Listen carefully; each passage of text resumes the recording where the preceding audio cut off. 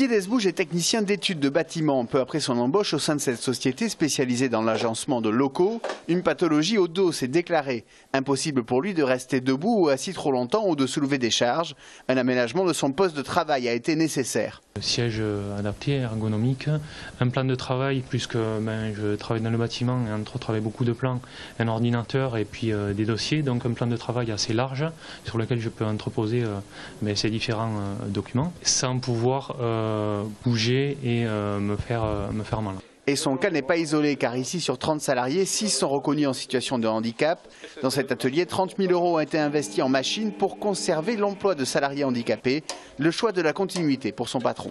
Le critère premier est d'abord, je dirais, celui d'un chef d'entreprise qui est de préserver l'emploi et de préserver bien sûr les compétences. Quand on a du personnel motivé, fidèle, on a le devoir de les fixer dans l'entreprise.